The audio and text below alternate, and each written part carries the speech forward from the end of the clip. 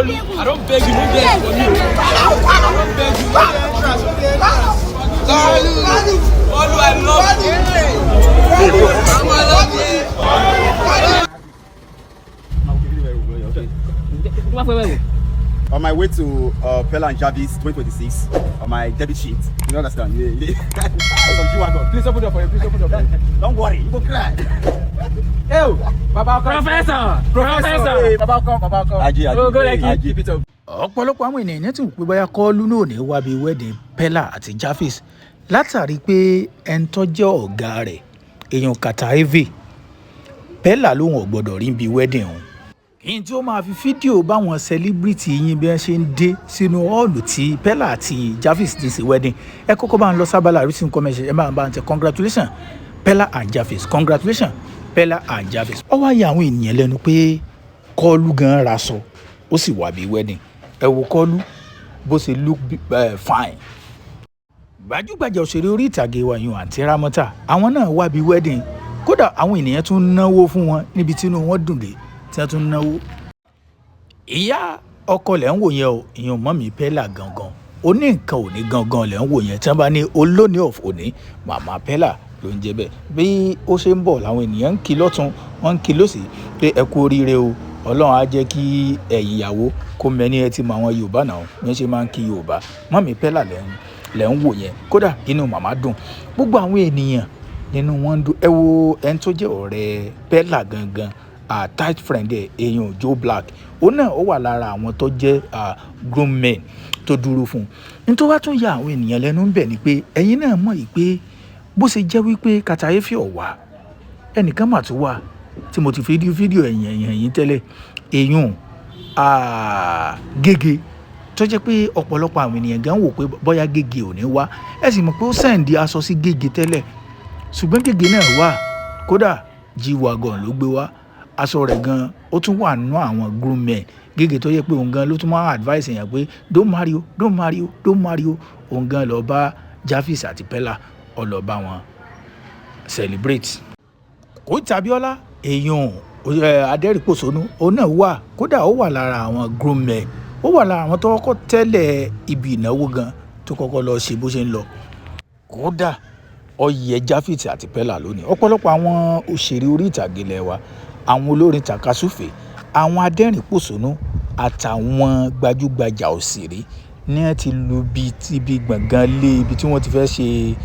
wedding náà ní ẹ ti lù pa ẹ̀dẹ̀ má gbà pé olórin fújì kan náà nìyíyàn Sule Alao Malaika òun náà ó máa gbá sí wa nídìí èyí tó bá ti di bí ọwọ́ aago 8 tí gbogbo ẹ̀ ti ń lọ bó ṣe ń lọ tó sì ti ń lọ dòdòdò ṣùgbọ́n àwọn ènìyàn tí wọ́n ń béèrè pé kí ni Kataeve ṣe fún Pella gangan tó fi wá jẹ́ pé ó lóun ò tiẹ̀ fẹ́ rí rárá ẹ̀tún wá mọ̀ tí ó ṣe ni pé kì í ṣe pé ó sọ pé òun ò fẹ́ rí rárá àwọn army tí wọ́n ti sanwó fún tó jẹ́ pé wọ́n torí pé strictly by invitation ní tá à ń sọ yìí gbogbo ọ̀ọ̀lù tá à ń sọ yìí kò gbọ́dọ̀ gba èèyàn 500 ni wọ́n fìwé pé ìwọ tó wàǹkárà ò sì jẹsẹ̀ mú ni ìwọ tó bá ti raṣọ ẹbí ò lè wọlé àwọn sọ́jà ó sì yí ipò gbogbo ẹ̀ kódà ibi tó le dé ìwọ tó bá jẹ́sẹ̀ lẹ́ẹ̀bù tó ń bọ̀ ọ gbọ́dọ̀ mú cameraman lọ́wọ́ débi pé yóò wá sọ pé òun fẹ́ wọlé. níbi tọ́rọ̀ Kataeve wà lédè ni pé Pella tún ti sọ fáwọn security tó yẹ pé wọ́n secure gbogbo inú hall náà wọ́n ti fi fọ́tò ẹ̀ hàn wọ́n pé ṣe ẹ rọ́kùnrin dúdú yìí tẹ́ ẹ bá kàn rí bóyá kò kàn tí ẹ fẹ́ wọnú hall tẹ́ ẹ kàn rí tọ́kàn rìn gbèrègbèrè agbègbè hall rárá ẹgbẹ́ kódà Túndé Perry ló já mọ́lẹ́hùn àwọn èèyàn bá wọn yọ wọ́n bá wọn yọ wọ́n bá wọn dúpẹ́ gan ni kódà àwọn èèyàn ti torí èmi gan wò pé àwọn celeb orí TikTok wọ́n lùbẹ̀ pa ni wọ́n lùbẹ̀ pa Túndé Perry. tẹ́ ẹ bá rántí ẹ rí i pé Pella àtòwọn àti Kataeve wọ́n jọ fa iṣu kan jò ní tó le débi pé wọ́n ń fọ́ mọ́tò ara wọn débi pé ó le gan àwọn èèyàn ti ń wò pé bóyá àbí yẹn ni Pella fi sọ wípé òun ò fẹ́ rí níbi wedding òun ni recently tí Pella tó tún lọ sí court marriage Kataeve tún sọnù live stream ẹ̀ tó tún fi sọ láìdá pé so tí wọ́n bá jà pé wọ́n ó pín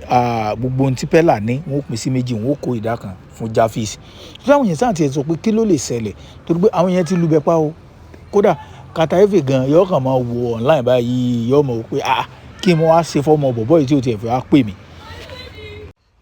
Ẹ̀yin olólùfẹ́ mi ẹja mọ́ fọ̀rọ̀ lẹ sọ̀rọ̀ torí pé àwọn èèyàn tó ń dìbéètì issue kan lórí ọ̀rọ̀ wedding Javis àti Pella o ẹ mọ̀ pé à ń bá wọn yọ̀ lọ́wọ́ ká máa tẹ congratulation ṣùgbọ́n àwọn èèyàn tó ń wò pé kò yẹ kí Pella ó lọ ṣe court marriage pẹ̀lú Javis. Oríṣiríṣi nǹkan làwọn ènìyàn ń sọ àwọn kan ní pé torí pé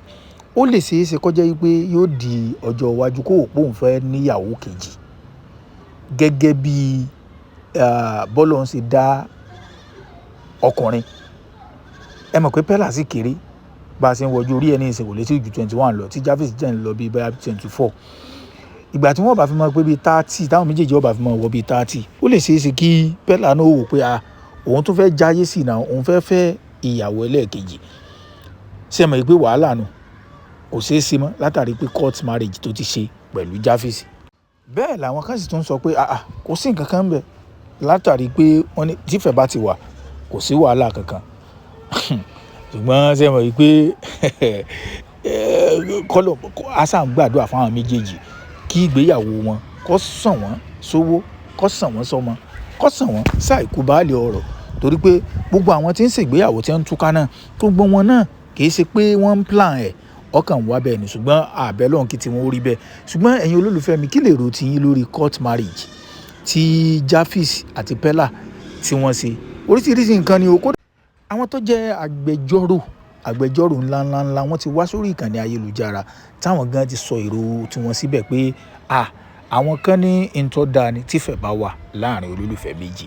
àwọn kan dẹ̀ tún ní pé ó léwu ẹ rí i pé ẹni tó ṣe kinní náà fún wọn ó ní pé minimum of 5 years nínú ẹ̀wọ̀n ni pẹ̀lú sí àṣekára tí èèyàn bá tí ò tí ì dissolve marriage ẹyọ kan tó wá tún lọ ṣe àṣemọ́ṣe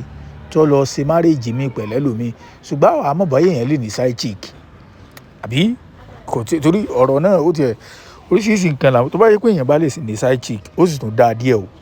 àbẹ́mọ̀ ni sẹ́yìn pé èèyàn mọ̀ pé òun níyàwó lé yóò sì tún ní side chick kò tó bá jẹ́ pé kò takò ṣùgbọ́n tá yẹ pé tí court bá tètè mọ̀ pé èèyàn ní side chick bóyá wọn ó tún gbé yẹn lọ ilé ẹjọ́ wọn ó tún ní ọ̀rọ̀ ẹ̀wọ̀n wàhálà nu o torí pé nǹkan ńlá ni o